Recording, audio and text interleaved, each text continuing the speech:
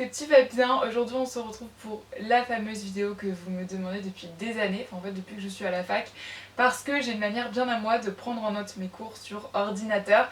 Et donc c'est aujourd'hui que je vais vous partager tous mes conseils et ma manière de faire, comme ça vous serez des pros de Word. Parce que oui, il faut savoir, si vous n'êtes pas encore à l'université ou si vous avez fait quand même déjà un an à l'université et à la fac, en fait c'est complètement différent du lycée, où là en fait les profs soit vous donnent des polycopiés au lycée, ou alors je sais que la plupart dictent aussi ce qu'il faut écrire ou non, alors que là à la fac le prof va parler devant l'amphi et vous dira pas il faut noter ça, il faut noter ça, non, il va juste vous donner ses connaissances et après c'est à vous de vous débrouiller pour prendre en note votre cours. Et à ce moment là vous devez choisir comment vous voulez vous y prendre. Je sais qu'il y en a, ils notent de façon manuscrite, moi je sais que je n'y arrive pas, ça va trop vite et je trouve ça pas propre du tout. Et moi je sais que si mon cours est pas propre parce que j'ai écrit hyper vite, je ne vais jamais le relire honnêtement. C'est pour ça que j'ai opté pour la prise de notes à l'ordinateur, donc du coup j'utilise Word parce que voilà, je trouve que c'est le logiciel de traitement de texte le mieux qui existe. En tout cas c'est mon avis et j'aime bien l'utiliser tout simplement.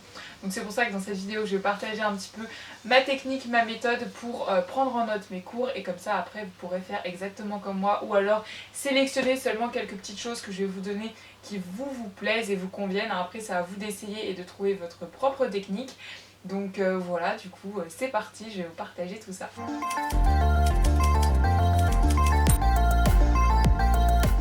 Alors la prise de notes qu'on voit souvent sur Word, la basique j'ai envie de dire dans les amphis, c'est tout simplement pas de présentation particulière et surtout d'écrire des phrases complètes. C'est-à-dire que les personnes notent absolument tout ce que dit le prof. Donc du coup ils sont là à noter comme des fous furieux pour essayer d'avoir toutes les informations, sauf que quand ils perdent un mot de la phrase, ils demandent à leurs voisins, etc. Et du coup après ils perdent le fil et les informations importantes. Et pour moi c'est pas un concours d'écrire le maximum de choses que le prof dit et d'avoir des centaines de pages après à relire, parce que excuse-moi mais je pense pas que le jour de tes partiels tu vas te dire ah cool, j'ai un cours de 110 pages à apprendre, ça va être trop chouette. Non, pas vraiment. Au contraire, je pense que c'est assez démoralisant. Et c'est pour ça que je vais vous partager ma technique que j'ai pu perfectionner avec mes années en fac et que maintenant je fais ça instinctivement en fait. Et franchement, c'est la technique que moi j'ai le plus appréciée et qui m'a le plus aidé dans mes cours.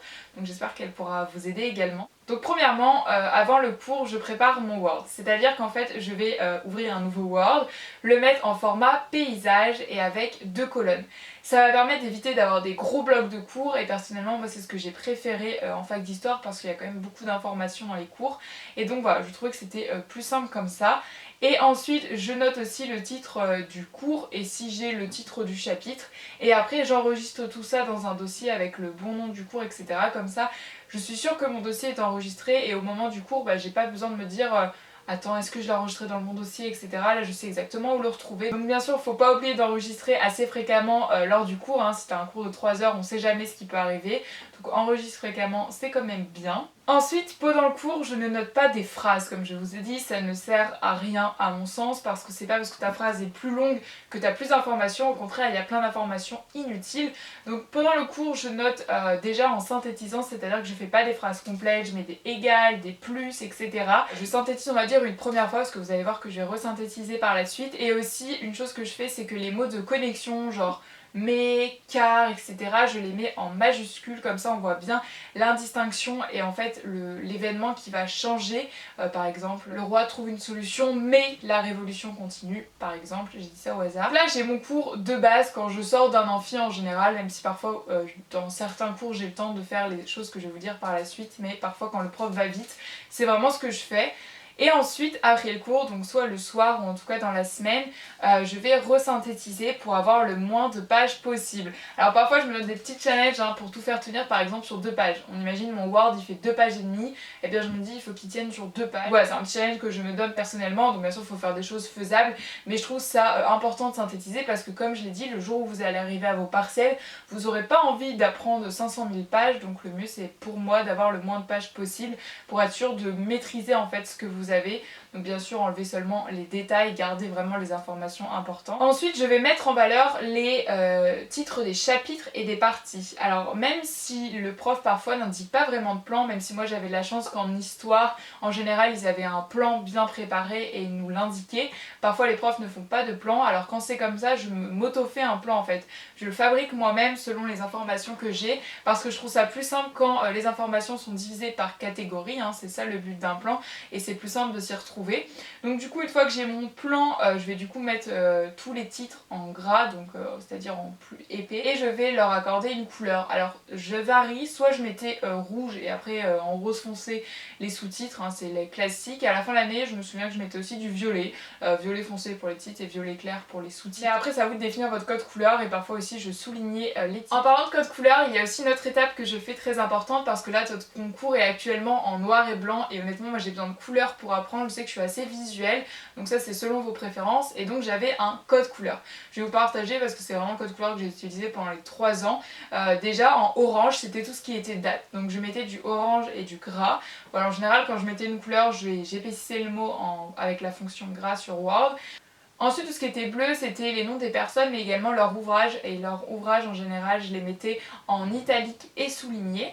Et ensuite tout ce qui était vert foncé c'était les définitions et ce qui était vert clair c'était tout ce qui était les exemples. Et enfin, en dernière couleur que j'utilisais, bien sûr le rouge pour tout ce qui était information importante, mais qui ne rentrait pas dans forcément une de ces catégories. Et en bonus, ce que je vous conseille de faire et que j'ai essayé de plus faire vers la fin de mes années de fac, c'est de faire des tableaux ou alors une mise en page particulière pour mieux s'y retrouver. Vous pouvez également mettre des images pertinentes. Par exemple, si on parle du blason de la maison de Bourbon, au lieu de mettre il y a tel élément, etc., il vous suffit de mettre une image, ça vous gagne des phrases et c'est beaucoup plus visuel et vous allez mieux le retenir en photographiant cette image. Je fais tout le temps des exemples d'histoire parce que j'étais en fac d'histoire, mais ça s'adapte bien évidemment cette prise de notes à n'importe quelle licence. Et je trouve que ça fait du bien d'avoir un petit tableau quand tu révises dans tes cours, c'est parce que c'est parfois plus simple à apprendre quand il s'agit de chiffres, etc. Une chose que je vous ai pas dit, c'est que comme je synthétise mes cours, il n'y a pas de phrase. Donc du coup, ce que je fais, c'est que je mettais égal, par exemple. Je vous donne un exemple. Le prof va dire, je sais pas moi, Louis XVI est mort le 21 janvier 1793 pendant la Révolution française. Par exemple, je sais pas, je dis une phrase au pif. Moi, ce que je vais mettre, c'est 21 janvier 1793. 2 petits points. Ensuite je vais mettre la croix sur Word, donc pour tout ce qui est symbole je vais dans insertion et après il y a symbole et là vous choisissez les symboles que vous voulez. Moi je mets toujours les mêmes, c'est-à-dire la croix qui désigne une mort, ou alors je mets aussi les flèches qui vont vers le haut pour croissance ou augmentation et vers le bas pour décroissance. Donc tu gagnes déjà un bel espace lorsque tu écris parce que ça prend beaucoup moins de place de mettre une flèche que de mettre le mot croissance ou décroissance. Voilà, tout ce genre d'éléments j'utilisais dans mes cours. Je disais pour mon exemple, je mets 21 janvier 1793, donc la date, je mets 2 petits points et après je mets la croix pour désigner mort et je mets Louis XVI. Comme ça ta phrase elle est réduite en tout petits mots et pour moi c'est beaucoup plus simple parce que c'est l'élément essentiel que savoir que le roi est. Et on s'en fiche. Et puis roi, tu mets roi Louis. À la limite, tu peux rajouter roi si t'as peur d'oublier. Tu mets roi Louis XVI. Et moi, je trouve que c'est beaucoup plus simple comme ça. Après, c'était ma manière de faire. Moi, je visualisais très bien comme ça. Mais comme je vous le dis, c'est à vous de réadapter selon ce que vous voulez faire. Et après, ce que je faisais, c'est que chaque semaine, je remettais bien mes cours à jour avec cette mise en page.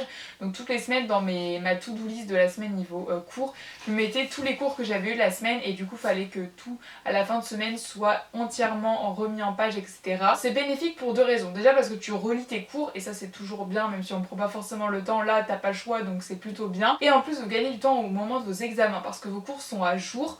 Tout est bien, s'il y a un truc que vous n'avez pas compris, à ce moment-là quand vous relisez votre cours vous pouvez faire des recherches et vous pouvez être sûr qu'il vous manque aucune information et c'est vraiment très pratique. Si vous souhaitez vous pouvez également faire vos fiches au fur et à mesure. Moi je sais que c'est ce que je faisais, ce que j'ai fait le dernier semestre et je me suis remerciée au moment de révision parce que j'avais plus de fiches à faire, genre mi-avril j'avais fait toutes mes fiches et les partiels commençaient début mai, donc comme ça je pouvais directement réviser et les apprendre par cœur. L'avantage de reprendre son cours au fur et à mesure c'est que au moment de ta période de révision, tu seras ready pour seulement réviser et tu n'auras pas à te prendre la tête à reprendre tous tes cours à ce moment-là. Et donc quand c'est comme ça, j'imprime au fur et à mesure. Donc personnellement j'utilise du papier 100% recyclé, déjà parce que c'est bien pour l'environnement tout simplement. Mais aussi une chose que j'ai remarqué et qui a un avantage plutôt cool je trouve, c'est que le papier 100% recyclé n'est pas blanc. Parce que voilà, forcément c'est du papier recyclé. Mais je trouve ça plus simple parce que ça t'agresse moins les yeux quand tu lis la feuille. Donc personnellement je me suis vraiment habituée à utiliser ce papier pour mes cours. Et bien sûr j'imprime en recto verso, c'est la base, ça ne coûte rien, mais c'est quand même très bien, tu utilises 2 fois moins de feuilles. Et ça on va pas dire non encore une fois pour l'environnement, mais aussi pour tes économies de papier, parce que quand tu es étudiant tu n'as pas un gros budget et les feuilles ça coûte cher. Et ensuite je range tout dans mes porte-vues et à la fin je fais également souvent, alors pas tout le temps mais souvent quand c'est un gros cours et qu'il y a une trentaine de pages, un sommaire, voilà, que je me fais également pour bien m'y repérer dans tous les chapitres qu'on a pu voir tout au long de l'année. Donc voilà comment je prends en note mes cours. Je sais que c'est une question qui est souvent revenue parce qu'on voyait souvent ma prise de notes lors de mes vidéos Study With Me.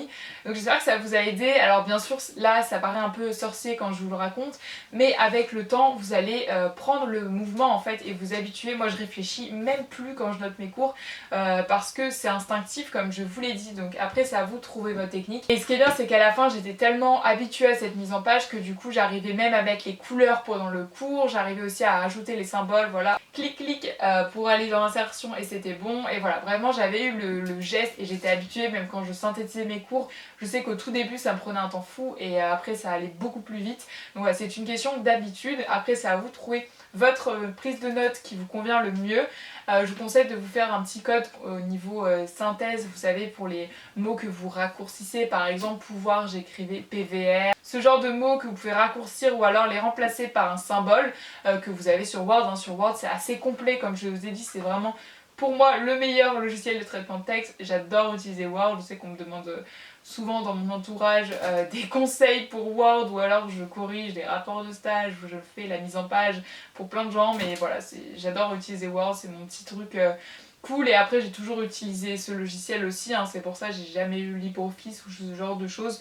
Là par contre je suis complètement perdue, c'est comme sur Mac, je ne comprends rien. Donc voilà, chacun a son domaine de prédilection. Donc merci d'avoir regardé cette vidéo jusqu'au bout, j'espère du fond du cœur qu'elle vous a aidé. Elle était un peu plus théorique mais j'espère que ça vous a aidé et que mes explications étaient claires, parce que c'est pas évident d'expliquer une chose qui vous paraît complètement logique. Par exemple, et c'est comme expliquer à quelqu'un comment faire du vélo en fait, c'est tellement instinctif pour tout le monde que pour l'expliquer à une autre personne c'est pas évident.